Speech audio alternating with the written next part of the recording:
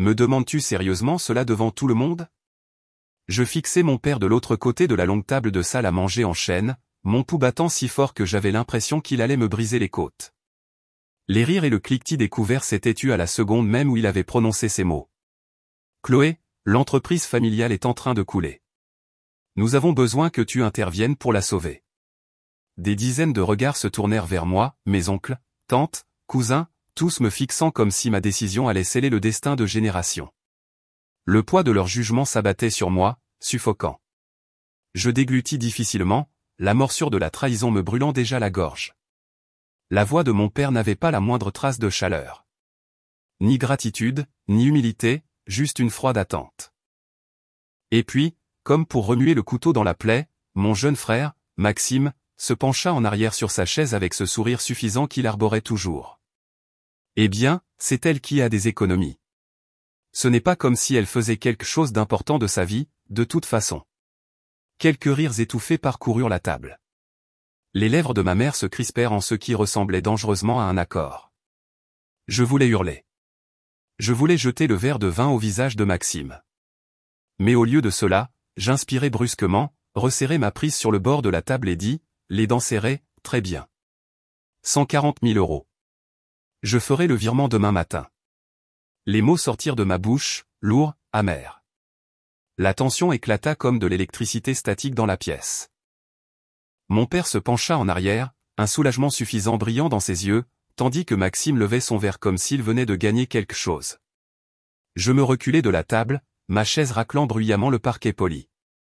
Ne me remerciez pas, sifflai-je, parce qu'aucun de vous ne le fait jamais. Cette nuit-là, je restai éveillé à regarder le plafond, me demandant pourquoi je continuais à donner des morceaux de moi-même à des gens qui ne donnaient jamais rien en retour.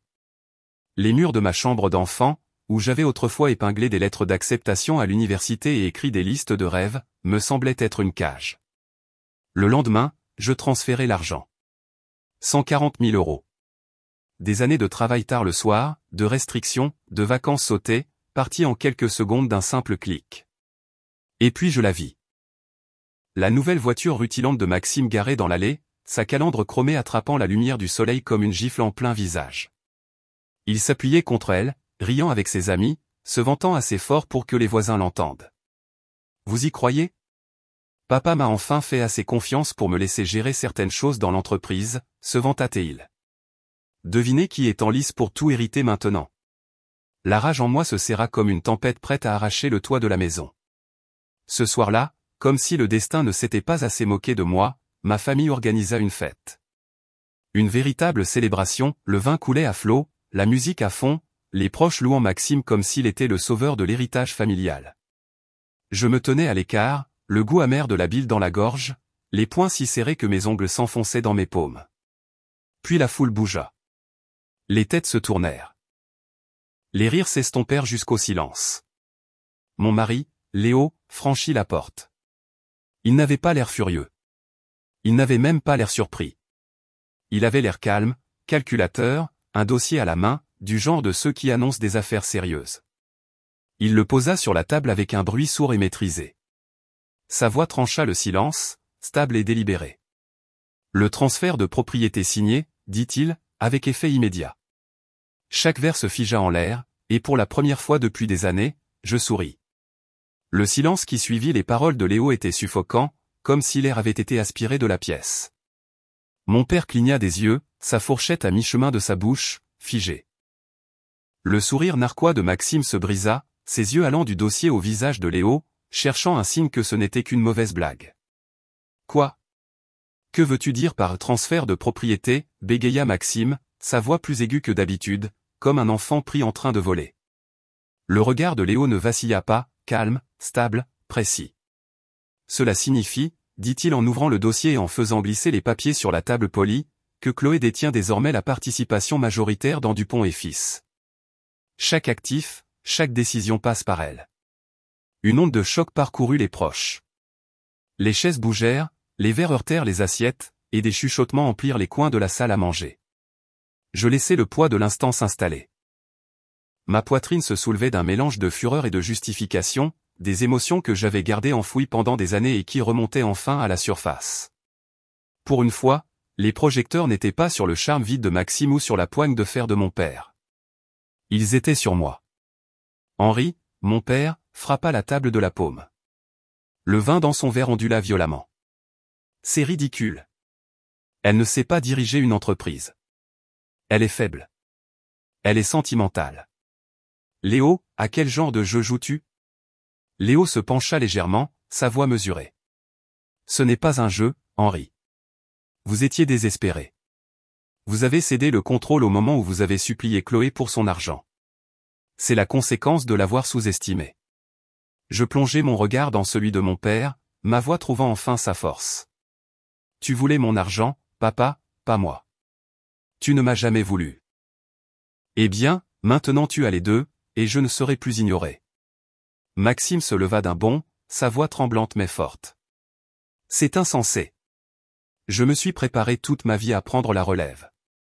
Tu ne peux pas tout lui donner comme ça. Te préparer? Lançai-je sèchement, mes mots chargés de venin.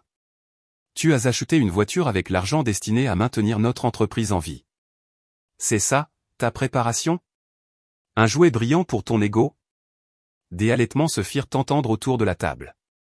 Le visage de Maxime devint cramoisi, et pour une fois, il ne trouva pas de répartie intelligente. Ses lèvres s'entr'ouvrirent, puis se refermèrent, sa poitrine se soulevant en courtes inspirations. Élise, ma mère, prit enfin la parole, son ton sec mais fragile. Chloé, ne fais pas ça. Ton père a travaillé si dur pour cette entreprise. Maxime, il est jeune, oui, mais il a du potentiel. Nous pouvons le guider.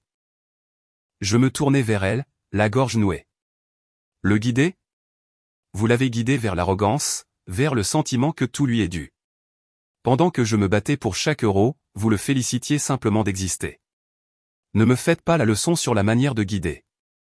La pièce sembla basculer, le poids de mes mots pesant lourdement. Puis Léo ajouta, sa voix tranchant net dans la tension, les documents sont juridiquement contraignants. Rien de ce que vous direz ne changera cela. Le visage d'Henri devint pâle, ses lèvres pincées en une fine ligne. Il regarda Maxime, puis Élise, puis moi. Pour la première fois de ma vie, je vis la peur vaciller dans ses yeux, la peur de perdre le contrôle, la peur d'être impuissant. Je me levai lentement, délibérément, laissant le silence s'étirer. Mes talons claquèrent sur le parquet alors que je me dirigeais vers le bout de la table. Son fauteuil. Le fauteuil de mon père. Sans demander la permission, je le reculai et m'assis. Le cuir était chaud sous moi, portant le poids de décennies de décision, de domination et de mépris. Je me penchai en avant, joignis mes mains et dis doucement mais fermement, à partir de maintenant, les choses vont changer. Les proches s'agitèrent, mal à l'aise, ne sachant s'il fallait me regarder ou éviter mon regard. Maxime s'effondra sur sa chaise, le visage dans les mains. Élise me fixait, les lèvres tremblantes, mais silencieuses. Henri rompit enfin le silence, sa voix basse et dangereuse. Tu regretteras ça, Chloé. Le pouvoir n'est pas fait pour les faibles. Je soutins son regard sans ciller. Non, papa. Le pouvoir n'est pas fait pour les égoïstes. La tension éclata de nouveau, cette fois en ma faveur. Léo posa une main ferme sur mon épaule, son contact m'ancrant. Chloé n'est pas faible, dit-il fermement, les yeux rivés sur Henri. Elle est plus forte que n'importe qui dans cette pièce. Et il est temps que vous la preniez tous. Pour une fois, personne ne contesta. Personne n'osa. La fête qui avait commencé par une célébration se termina dans le silence, le tintement des verres oubliés depuis longtemps. Pas de toast, pas de rire, juste la réalité tranquille que la fille qu'ils avaient méprisée était devenue celle à qui ils devaient maintenant rendre des comptes. Et au fond de moi, je me promis que ce n'était que le début. Le lendemain matin, la maison semblait différente. Les murs qui résonnaient autrefois des vantardises de Maxime et de l'autorité tonitruante de mon père vibraient maintenant d'un silence malaisant. Je sentais les regards sur moi alors que je traversais la cuisine, des proches chuchotant dans les coins, des cousins évitant mon regard. Maxime entra en trombe, les cheveux en désordre, le visage rouge de manque de sommeil. Il claqua son téléphone sur le comptoir. « Tu te rends compte de ce que tu as fait ?» Sa voix se brisa, les mots se déversant comme du venin. J'étais censé rencontrer des investisseurs aujourd'hui. Ils ne prennent même plus mes appels maintenant. Ils ont dit que chaque décision doit passer par toi. Je ne bronchais pas. Je me servis un café, la vapeur riche s'élevant comme un calme au milieu de sa tempête. Bien, dis-je, la voix stable. Ça veut dire que le système fonctionne. Il m'arracha la tasse des mains et la fracassa contre le sol, des éclats se dispersant sur le carrelage. Tu te crois plus intelligente que moi. Tu penses que tu peux diriger cette famille? Tu es pathétique, Chloé. Léo apparut dans l'embrasure de la porte, sa voix tranchante. Surveille tonton. Maxime se tourna vers lui, les poings serrés. Reste en dehors de ça. Tu n'as rien à faire ici. Tu n'es pas de la famille. Léo s'avança, les épaules carrées, son calme plus dangereux que la rage de Maxime. Ma place est avec Chloé. Et si tu veux tester ça, tu perdras. L'air était lourd, suffocant. Les narines de Maxime se dilatèrent, sa poitrine se soulevant, mais il ne bougea pas. Il savait que Léo ne bluffait pas. Je me penchai, ramassai un éclat de la tasse brisée et le posai sur le comptoir entre nous. Voilà ce que tu fais avec tout ce qu'on te donne, dis-je froidement. Tu le casses, et ensuite tu t'attends à ce que quelqu'un d'autre nettoie. Plus maintenant. Son visage se crispa, mais il ne dit rien. Il sortit en trombe, claquant la porte si fort que les murs tremblèrent. À midi, j'étais au bureau. Dupont et Fils, l'entreprise que mon père avait bâtie, l'entreprise dont je venais d'hériter le contrôle, semblait différente maintenant. Les yeux des employés s'attardaient sur moi alors que je franchissais les portes vitrées. Certains curieux, certains sceptiques, certains discrètement pleins d'espoir. Mon père était déjà là, assis dans le bureau d'angle comme si les papiers que Léo avait remis ne signifiaient rien. Il ne leva pas les yeux quand j'entrai. « Tu n'es pas la bienvenue ici », dit-il sèchement, feuilletant des documents qui ne portaient plus son nom. Je fermai la porte derrière moi, le clic résonnant comme un verdict final. Que tu m'accueilles ou non n'a pas d'importance. C'est à moi maintenant. Sa mâchoire se serra. Tu vas réduire cet endroit en cendres. Tu ne sais pas ce qu'il faut faire. Je m'approchai, posant mes mains sur son bureau. Non, papa. Je sais exactement ce qu'il faut faire. Je t'ai observé prendre des raccourcis, jouer les favoris et te noyer dans l'arrogance. Je ne ferai pas ces erreurs. Pour la première fois, son masque se fissura. Il leva les yeux, injecté de sang, sa bouche s'ouvrant sans qu'aucun mot ne sorte. Il savait que j'avais raison. Je me redressai, me tournant vers la porte. À partir de maintenant, chaque employé, chaque décision, chaque étape future passe par moi. Tu peux l'accepter ou tu peux te retirer. Derrière moi, sa voix se fit basse, amère. Tu regretteras ça, Chloé. La loyauté familiale est plus profonde que les contrats. Je m'arrêtai dans l'embrasure, les mots s'enfonçant en moi comme des éclats de glace. Puis je me retournai, ma voix stable. C'est drôle. Je n'ai jamais vu la moindre loyauté de ta part. Le bureau était silencieux alors que je sortais, mais je pouvais sentir son regard me brûler le dos. Ce soir-là, une autre réunion se forma à la maison. Les proches étaient agités, anxieux, leur verre de vin tremblant dans leurs mains. Maxime était assis dans un coin, boudeur, son téléphone vibrant d'appels sans réponse. Élise faisait les 100 pas, marmonnant que la famille s'effondrait. J'entrai doucement, mais dès qu'ils me virent, la pièce se tut. Chaque regard me suivait comme une proie, ou peut-être un prédateur. Je me tins droite, ma voix tranchant le silence. Vous avez tous organisé une fête pour Maxime quand vous pensiez qu'il avait sauvé la famille. Vous l'avez tous acclamé pendant qu'il gaspillait ce que j'avais sacrifié. Ce soir, vous resterez assis ici en silence et regarderez la personne que vous avez méprisée prendre le contrôle. Henri se leva, son verre tremblant. Ce n'est pas du contrôle. C'est de la trahison. De la trahison, répliquai-je, mes mots aussi tranchants qu'une lame. Non, la trahison, c'est demander de l'argent à sa fille tout en se moquant d'elle dans son dos. La trahison, c'est célébrer un fils qui n'a jamais travaillé un seul jour de sa vie tout en rabaissant celle qu'il a fait. La trahison, c'est me traiter de faible jusqu'à ce que vous ayez besoin de moi. La pièce tomba en cendres. Personne ne parla. Personne ne bougea. Léo s'avança à mes côtés, reposant le dossier sur la table. Il l'ouvrit, montrant chaque signature, chaque sceau, chaque clause juridiquement contraignante. Il n'y a pas de retour en arrière, dit-il doucement. Vous vouliez tous son argent. Maintenant, vous répondrez à son pouvoir. La main de mon père trembla alors qu'il posait son verre, le liquide à l'intérieur tourbillonnant mais intact. Pour la première fois depuis des décennies, personne n'osa porter un toast. Et je savais, au fond de moi, que ce n'était que le début de leur châtiment. La semaine suivante, je ne retournais pas à la maison. Je restais en ville, au bureau qui portait désormais mon autorité. Je travaillais tard, élaborant des stratégies, rencontrant des avocats, restructurant des départements que mon père avait laissés pourrir par négligence. Chaque contrat, chaque courriel, chaque politique portait mon empreinte. Le vendredi, la première onde de choc frappa. Un communiqué de presse fut publié, mon nom officiellement listé comme présidente directrice générale de Dupont et Fils. Mon téléphone vibra sans arrêt, journalistes, partenaires commerciaux, investisseurs. Certains doutaient de moi, mais la plupart voulaient des réunions. Ils aimaient l'idée de 109 après des décennies de corruption et de stagnation. À la maison, Maxime était en pleine déroute. Je le savais parce que mon cousin m'avait envoyé une vidéo, Maxime criant sur un barman dans un salon chic à Paris, ivre, se vantant que sa sœur lui avait tout volé. Il faisait pitié. Je ne répondis pas. Cette nuit-là, je rentrai enfin à la maison. La maison qui leur avait appartenu était désormais la mienne. Les lumières brillaient chaleureusement à travers les fenêtres, mais l'énergie à l'intérieur était glaciale.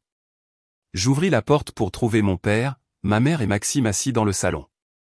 Pas de proches cette fois, juste eux, les vrais coupables de ma douleur.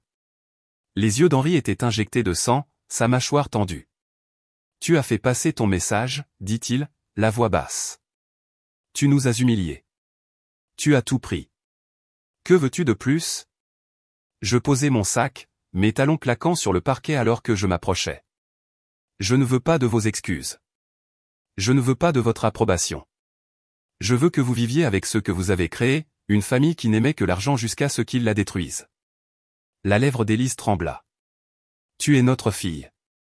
Nous essayons de protéger l'héritage. » Le protéger, lançai-je sèchement, la coupant. « Vous avez essayé de m'enterrer dedans. Vous avez fait de moi un outil, un portefeuille. Et quand j'ai tout donné, vous avez jeté vos louanges sur Maxime comme des confettis. Ne me dites pas qu'il s'agit de l'héritage.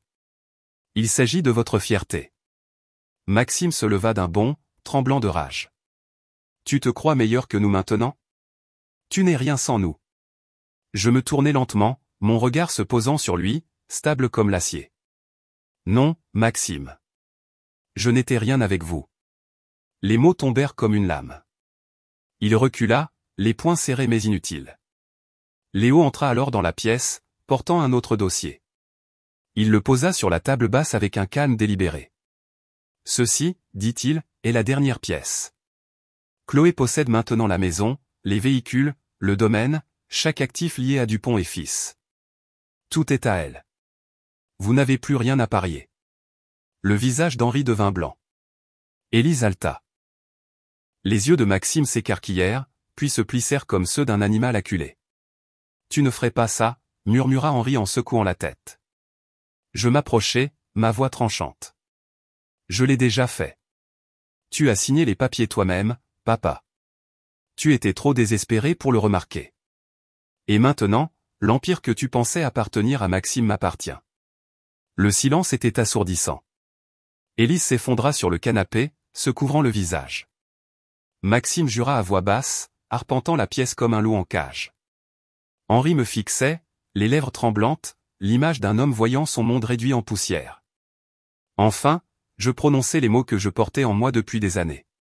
Vous m'avez traité de faible. Vous m'avez méprisé.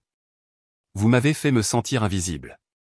Mais ce soir, vous vous en souviendrez, je suis celle qui vous a sauvé quand vous l'avez demandé.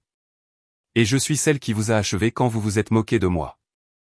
Le verre d'Henri lui glissa des mains, se brisant sur le sol. Personne ne se précipita pour nettoyer. Je me tournai vers la porte, Léo à mes côtés, sa présence stable m'ancrant. Ma voix résonna une dernière fois dans la pièce. À partir de maintenant, je ne suis pas votre fille. Je suis votre conséquence. Et sur ce, je sortis, le son de mes talons frappant le sol résonnant comme un chapitre qui se ferme. L'air nocturne dehors était vif, vivant, rempli de liberté. Pour la première fois, je n'étais pas accablé par leur jugement. Pour la première fois, le pouvoir était à moi, et je n'allais pas le gaspiller uniquement en vengeance. Je regardais Léo, son sourire calme captant la lueur de la lumière du Porsche. Ce n'est que le début, murmurai-je. Il hocha la tête. Alors construisons quelque chose de mieux. Derrière moi, la maison était silencieuse. À l'intérieur, la famille qui s'était moquée de moi s'effondrait sous le silence même qu'elle m'avait autrefois imposé. Et pour la première fois depuis des années, je pouvais respirer. La fille qu'ils avaient sous-estimée avait disparu. À sa place se tenait une femme qu'ils ne contrôleraient plus jamais.